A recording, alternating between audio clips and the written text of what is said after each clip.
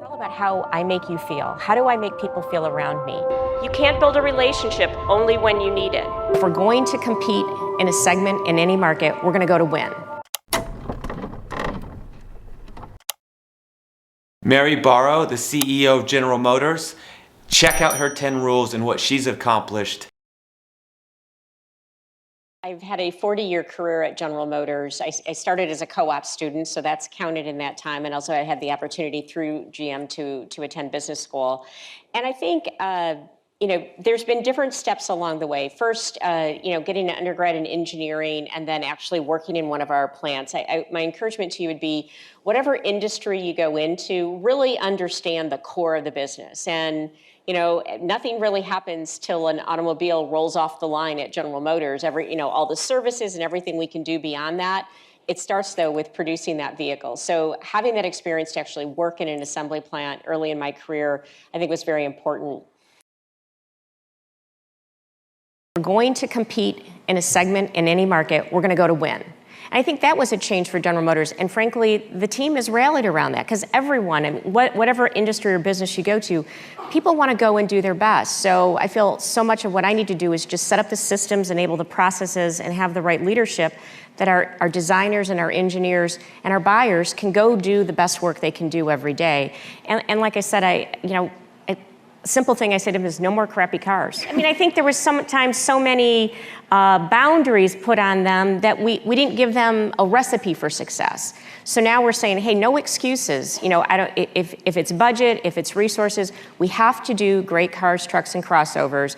And it's our job to enable you to do that. And it's really been a transformation. It's all about how I make you feel. How do I make people feel around me?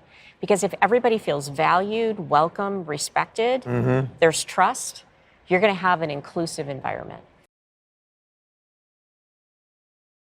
Quote Bo Schembechler, "If you do not like people, you will not take the time to get to know them. If you don't know them, you will have no idea what scares them, what motivates them, and what inspires them. Remember, too, you can't build a relationship only when you need it. Like so many important things in life, strong relationships are built gradually and steadily over time, and there's no better time to start than now." I think in our school from, 5th grade on, I loved math and science. And so it was very natural for me to want to go into those. I wasn't quite sure what I was going to do with it. At one point when I was headed to college, I was just simply going to major in math because I really enjoyed that. And then, found that a career in engineering really applied math. And so it seemed to make a lot of sense. And then automotive it's kind of in my blood. I grew up in southeastern Michigan. My dad was a die maker at General Motors for about 39 years. So from the days where you stood outside the dealerships looking to see the new vehicles, that was kind of how I was raised. So it seemed very natural to go into the auto industry. No matter what you choose to do in life, pursue it with passion and hard work. In my experience in school and career, at work and at play, there are lots of talented people out there, but talent alone isn't enough. You need something more. One thing that distinguishes those who really make a difference in life, those who really contribute, is passion and hard work. Remember, hard work beats talent if talent doesn't work hard. So don't be content to work around the edges of your profession. Don't wait to be invited to important meetings or asked to work on crucial assignments. Instead, do what it takes to ensure that you're in the middle of your business. Speak up, volunteer, show your enthusiasm, knock on doors. As an employee, your enthusiasm will make your job more interesting and get you noticed. As a manager, your passion will inspire others to join your team and work as hard as you to accomplish great things. I have had a wonderful career at General Motors and I've worked in so many different functions. So I think when I look back at my career, I worked for a lot of great leaders who really challenged me and gave me great opportunities. So of course it was difficult as we went through the bankruptcy and the restructuring, and there were moments where you question yourself of, is this the right decision for me? But at that point, I'd been at General Motors for almost 25 years, and I knew what the company was capable of. I knew it had great people, and so I wanted to be a part, and I had no idea I'd be in this role, but I just wanted to be a part of the team that helped GM recover and be the company that I know it can be. And I'm proud of the progress we're making, but we still have work to do. So, again, when sometimes you do that soul searching of what is really important to me. And General Motors is very important to me. We employ 220,000 people around the world. We bring products to market that give people freedom. And so, of course, there were minutes during that time, but I knew where my heart was. The other thing I really encourage women is find your voice. Too often, and not all women, but what I see and what I've also looked at the research, often women won't speak up.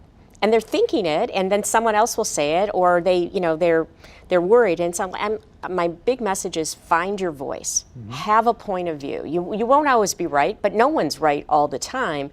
And I think and then of course work hard.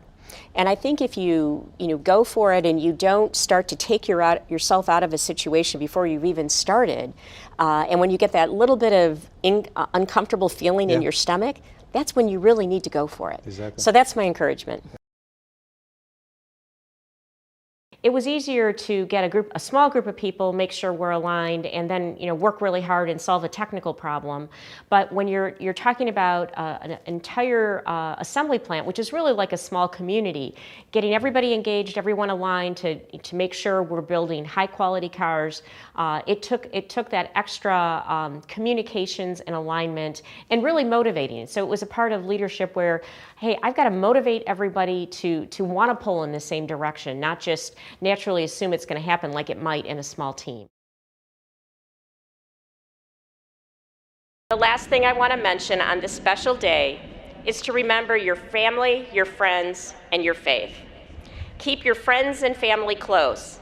I just can't tell you how important they are. They make your life journey truly rewarding. During the good times, you'll have someone to celebrate with, like today. And during the tough times, you'll have someone to turn to for advice, comfort, and love.